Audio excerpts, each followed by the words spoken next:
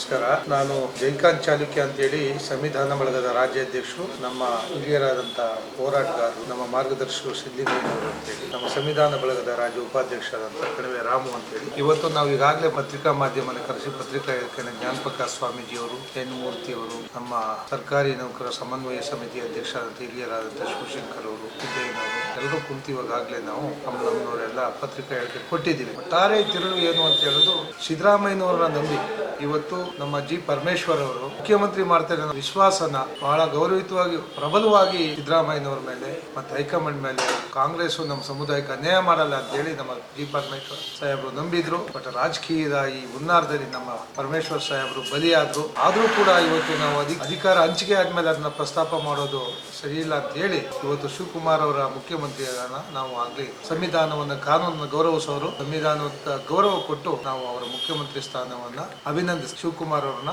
ಇಡೀ ರಾಜ್ಯದ ದಲಿತರ ಪರವಾಗಿ ನಾವು ಗೌರವಿಸ್ತೀವಿ. ಈಗ ನಮ್ಮ ಕಣ್ಣು ಮುಂದೆ ಇರುವಂತ ಒಂದು ವಿಷಯ ಏನು ಅಂದ್ರೆ, ನಮ್ಮ ಮಹದೇವಪ್ಪನವ್ರನ್ನ ಮಾಧ್ಯಮದವರು ನೀವು ಕೂಡ ಸಿದ್ದರಾಮಯ್ಯನವ್ರ ವಿಚಾರದಲ್ಲಿ ಏನ್ ಹೇಳ್ತಾ ಇದ್ರಿ ಅಂದ್ರೆ, ಸಮರ್ಥಿಸ್ಕತ್ತಿದ್ದ ಒಬ್ಬರು ನಾಯಕರು ಯಾರು ಇದ್ರೆ ಸಿದ್ದರಾಮಯ್ಯನವ್ರನ್ನ ಯಾರನ್ನೂ ಲೆಕ್ಕಕ್ಕಿಲ್ದೇನೆ ಸಂವಿಧಾನಕ್ಕೆ ಗೌರವಪೂರ್ವಕವಾಗಿ ಮಾದೇವಪ್ಪನವರು ಕೆಲವು ಮಾಧ್ಯಮಗಳಲ್ಲಿ ಹಾಗೆ ಹೀಗೆ ಅದು ಕೂಡ ಮಾತು ಬಂದಿತ್ತು. ಮಾದೇವಪ್ಪ ಅವರು ಸಿದ್ದರಾಮಯ್ಯನವರ ರಬ್ಬರ್ ಸ್ಟಾಂಪ್ ಅಂತ. ಬಟ್ ಇವಾಗ ಸಿದ್ದರಾಮಯ್ಯನವರು ಮಾದೇವಪ್ಪನವ್ರಿಗೆ ದ್ರೋಹ ಬಗ್ದಿದ್ದಾರೆ ಅಂತ ನಾನು ಹೇಳುವಂತೆ, ನಿಮ್ಮ ಮಗನ್ನ ಉಳಿಸ್ಕೊಂಡ ನಿಮಗೆ ಮಾದೇವಪ್ಪನವ್ರು ಉಳಿಸ್ಕೊಳ್ಳೋದೇನು ಕಷ್ಟದ ಕೆಲಸ ಆಗಿರ್ಲಿಲ್ಲ. ನೀವು ಅಂತ ಉದಾರಿಗಳಾಗಿದ್ರೆ, ದಲಿತರ ಮೇಲೆ ನಿಮ್ಗೆ ಅಷ್ಟು ಪ್ರೇಮ ಇದ್ದಿದ್ರೆ ಮೊದಲು ಮಾದೇವಪ್ಪನವ್ರು ಉಳಿಸಿ ನನ್ನ ಮಗನಿಗಿದ್ದೇರೆ ಅಂತ ಕೊಟ್ಟಿದ್ರೆ ನಿಮ್ಮ ಮಗನ ತಪ್ಪಿಸೋ ಶಕ್ತಿ ಯಾವ ಹೈಕಮಾಂಡ್ಗೂ ಇರಲಿಲ್ಲ. ಎರಡನೇ ಲಿಸ್ಟದಾದ್ರು ಯತೀಂದ್ರ ಅವ್ರಿಗೆ ದತ್ತಾ ಇತ್ತು. ಇವತ್ತು ಆಗಿದೆ. ಇವತ್ತು ದಲಿತರು ಸಿದ್ದರಾಮಯ್ಯನವ್ರ ಮೇಲೆ ಇಟ್ಟಿರೋ ನಂಬಿಕೆ ಸುಳ್ಳಾಗಬಾರ್ದು ಅನ್ನೋದಾದ್ರೆ ಮಾದೇವಪ್ಪನವರು ಇದೇ ಸಮಾಜ ಕಲ್ಯಾಣ ಇಲಾಖೆಯಲ್ಲಿ ಮುಂದುವರಿಬೇಕು. ಇಲ್ಲ ಅಂತಂದ್ರೆ ನಿಮ್ಮ ಕ್ಷೇತ್ರದಲ್ಲೂ ಕೂಡ ನಾವುಗಳು ಇದೀವಿ, ದಲಿತರು ಇದಾರೆ ಅನ್ನೋದು ಎಚ್ಚರಿಕೆ ತಮಗೆ ಮಾಧ್ಯಮದ ಮುಖಾಂತರ ಕೊಡ್ತಾ ಇದ್ದೀನಿ. ನಿಮ್ಮ ಮಗನ ರಾಜಕೀಯ ಭವಿಷ್ಯ ದಲಿತರಿಂದ ಉಳಿಬೇಕು ಅನ್ನೋದಾದ್ರೆ ಮಾದೇವಪ್ಪನವರು ಇವತ್ತು ಉಳಿಸಿದ್ರು. ಆ ಶಕ್ತಿ ಸಾಮರ್ಥ್ಯ ಸಿದ್ದರಾಮಯ್ಯನವ್ರಿಗೆ ಇದೆ ಅನ್ನೋ ನಂಬಿಕೆ ದಲಿತರಿಗೂ ಕೂಡ ಇದೆ. ಶಿವಕುಮಾರ್ ಅವ್ರಿಗೆ ಈ ಮಾಧ್ಯಮದ ಮುಖಾಂತರ ಒಂದು ಹೇಳಲಿಕ್ಕೆ ಇಷ್ಟಪಡ್ತೀನಿ. ಇವತ್ತು ನಾನು ಆಗ್ಲೇ ಹೇಳಿದ್ದೀನಿ, ದಯಮಾಡಿ ತಮ್ಮ ಹಕ್ಕನ್ನ ಕಿತ್ಕೊಳ್ಳೋದು ಎಷ್ಟು ತಾಕತ್ತಿದೆ ಅನ್ನೋದನ್ನ ನೀವು ಸಂಘಟನಾಕಾರರು ಅನ್ನೋದು ಇಡೀ ರಾಜ್ಯದ ಎಲ್ಲಾ ವರ್ಗದ ಜನರಿಗೂ ಗೊತ್ತು. ನಾನು ಒಬ್ಬನೇ ಮುಖ್ಯಮಂತ್ರಿ ಉಪಮುಖ್ಯಮಂತ್ರಿ ಇರಬೇಕು, ಇನ್ನೊಬ್ಬರಿಗೂ ಆಗ್ಬಾರ್ದು ಅಂತ ಹೇಳಿ ಇರಿಸ್ಕೊಂಡು ತಾವಿದ್ದಂತ ಸಂದರ್ಭದಲ್ಲಿ ಮುಖ್ಯಮಂತ್ರಿಯವರ ಸಮಾನವಾದಂತ ಸ್ಥಾನಮಾನಗಳನ್ನ ಪಡ್ಕೊ ಬಂದಿದ್ದೀರಿ. ಯಾವುದೇ ಜಾಹೀರಾತಲ್ಲೂ ಕೂಡ ಮುಖ್ಯಮಂತ್ರಿಯವರು ಇದ್ದ ಕಡೆ ತಮ್ಮದು ಫೋಟೋಗಳು, ಭಾವಚಿತ್ರಗಳು ಎಲ್ಲಾ ಇಲಾಖೆನಲ್ಲೂ ಇವತ್ತು ಕೂಡ ರಾರಾಜಿಸ್ತಾ ಇದಾವೆ. ಅದೇ ನಮ್ಮ ಪರಮೇಶ್ವರ್ ಅವರು ನಿಮ್ಮ ಸ್ಥಾನಕ್ಕೆ ಬಂದು ನೀವು ಮುಖ್ಯಮಂತ್ರಿ ಸ್ಥಾನಕ್ಕೆ ಹೋದಾಗ ಅವರು ಭಾವಚಿತ್ರ ಇಲ್ಲಿರೋದನ್ನ ತಾವು ಗಮನಿಸ್ತಿದ್ದೀರೋ ಇಲ್ವೋ ಗೊತ್ತಿಲ್ಲ. ಇದನ್ನ ಸರ್ಕಾರಿ ಅಧಿಕಾರಿಗಳು ಮಾಡಿದಾರೋ, ಉದ್ದೇಶಪೂರ್ವಕವಾಗಿ ಮಾಡಿದಾರೋ, ಕೈತಪ್ಪಿಂದ ಮಾಡಿದಾರೋ ಗೊತ್ತಿಲ್ಲ.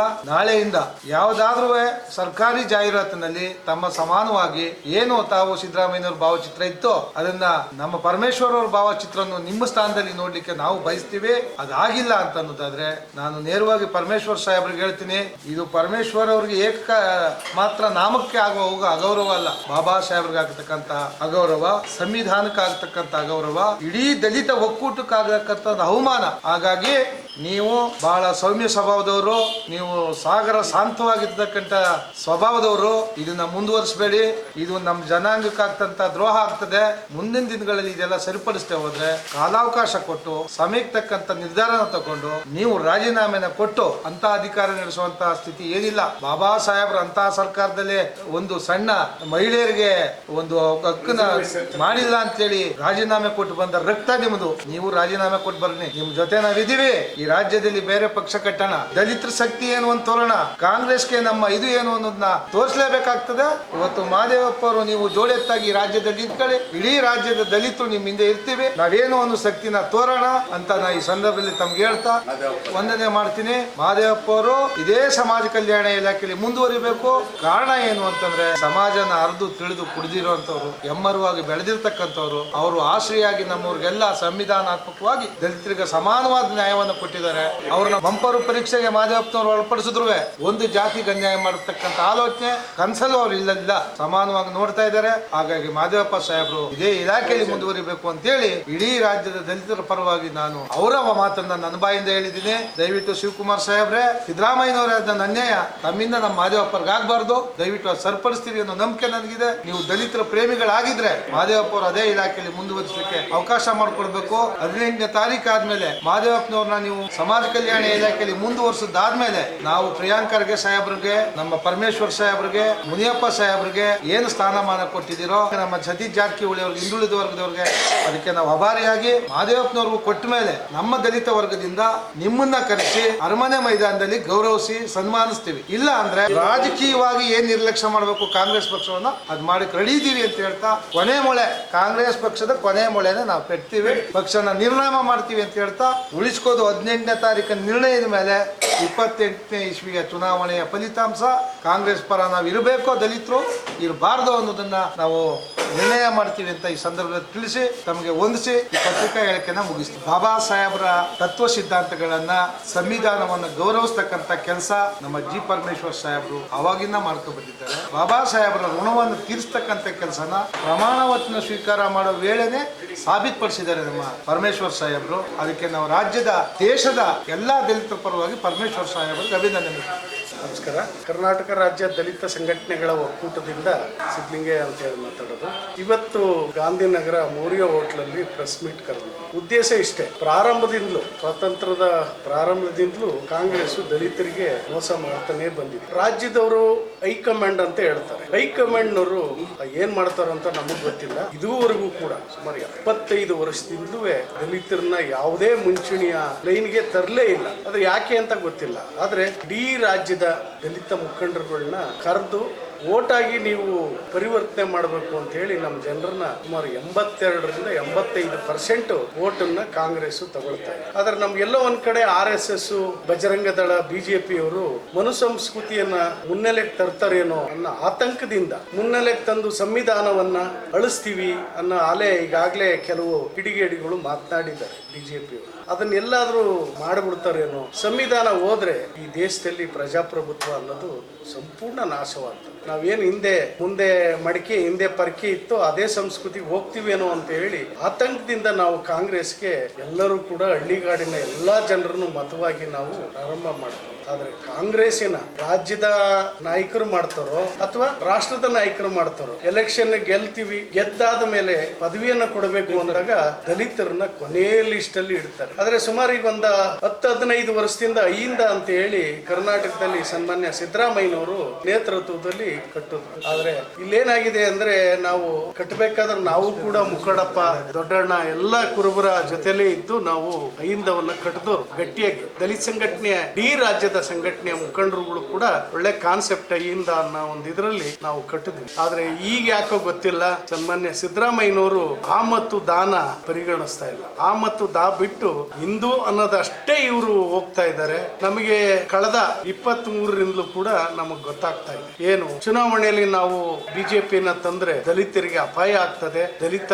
ಸಮುದಾಯವನ್ನ ನಿರ್ಮೂಲ ಮಾಡ್ತಾರೆ, ಸಂವಿಧಾನವನ್ನ ವಾಕೌಟ್ ಮಾಡ್ತಾರೆ ಅಂತ ಹೇಳಿ ನಮ್ಮ ನಾಯಕರುಗಳು ಪರಮೇಶ್ ಆಗಿರ್ಬೋದು, ಸಿ ಮಹದೇವಪ್ಪ ಆಗಿರ್ಬೋದು, ಮುನಿಯಪ್ಪ ಆಗಿರ್ಬೋದು, ಇನ್ನೂ ಹಲವಾರು ಜನ, ಸತೀಶ್ ಜಾರಕಿಹೊಳಿ ಅವರು, ಇವರೆಲ್ಲರೂ ಕೂಡ ಶ್ರಮ ಹಾಕಿ ಕಾಂಗ್ರೆಸ್ನ ಮುನ್ನೆಲೆಗೆ ತರ್ತಾರೆ. ಆದ್ರೆ ಮಂತ್ರಿ ಮಂಡಲ ಮಾಡಬೇಕಾದಾಗ ಇವರೆಲ್ಲರನ್ನು ಕೂಡ ಪರಿಗಣಿಸದೆ ನಾವು ದಲಿತ ಮುಖ್ಯಮಂತ್ರಿ ಬೇಕು ಅಂತ ಹೇಳಿ ಸುಮಾರು ಒಂದು 20 ವರ್ಷದಿಂದ ಕೇಳ್ತಾ ಇದ್ದೀವಿ. ಇದುವರೆಗೂ ಬರ್ಲೇ ಇಲ್ಲ ಅವ್ರ ಮನಸ್ಸಿಗೆ. ಕರ್ನಾಟಕದಲ್ಲಿ ಸರ್ಕಾರ ಪ್ರಾರಂಭ ಆದಾಗ್ಲಿಂದ ಕಾಂಗ್ರೆಸ್ನವರು ಗೌಡ್ರನ್ನ ಮಾಡ್ತಾರೆ, ಲಿಂಗಾಯತರನ್ನ ಮಾಡ್ತಾರೆ, ಬ್ರಾಹ್ಮಣರನ್ನ ಮಾಡ್ತಾರೆ, ಕುರುಬರನ್ನ ಮಾಡ್ತಾರೆ, ಮತ್ತ ಅದಕ್ಕಿನ್ನ ಕೆಳಜಾತಿಯನ್ನ ವೀರಪ್ಪ ಮೊಯ್ಲಿಯವರನ್ನ ಮಾಡ್ತಾರೆ. ವೀರಪ್ಪ ಮೊಯ್ಲಿಯವರು ಮುಖ್ಯಮಂತ್ರಿ ಆದಾಗ ಸನ್ಮಾನ್ಯ ಬಸವಲಿಂಗಪ್ಪನವ್ರನ್ನ ಬಲಿ ತಗೊಳ್ತಾರೆ. ಆದ್ರೆ ಕಾಂಗ್ರೆಸ್ ಸರ್ಕಾರ ನಮ್ಮಲ್ಲಿ ಸಂವಿಧಾನವನ್ನ ಓದ್ಕೊಂಡಂತವ್ರು, ಸಂವಿಧಾನವನ್ನ ತಿಳ್ಕೊಂಡಂತವ್ರು, ಅಂಬೇಡ್ಕರ್ನ ಅನುಯಾಯಿಗಳಾದಂತ ಬಸವಲಿಂಗಪ್ಪನವ್ರನ್ನ, ಬಿ ರಾಚಯ್ಯನವ್ರನ್ನ, ಎನ್ ರಾಚಯ್ಯನವ್ರನ್ನ, ನಮ್ಮ ಶ್ರೀನಿವಾಸ್ ಪ್ರಸಾದ್ ಅವರ ಇಂಥ ಮಹಾನ್ ನಾಯಕರುಗಳನ್ನ ಬಲಿ ತಗೊಂಡಿದೆ ಅಂತ ನಾನು ಈ ಸಂದರ್ಭದಲ್ಲಿ ಹೇಳಕ್ಕೆ ಬಯಸ್ತೇನೆ. ಇವ್ರು ಯಾರಿಗೂ ಕೂಡ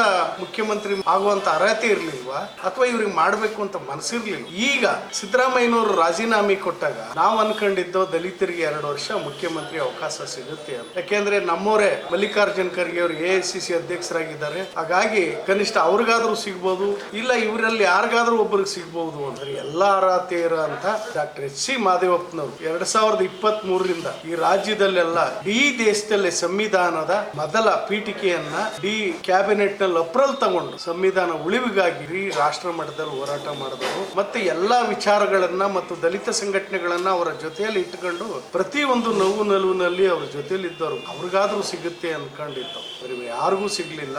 ಡಿ.ಕೆ ಅವರಿಗೆ ಕೊಟ್ಟಿದ್ದಾರೆ, ವಿರೋಧ ಏನಿಲ್ಲ.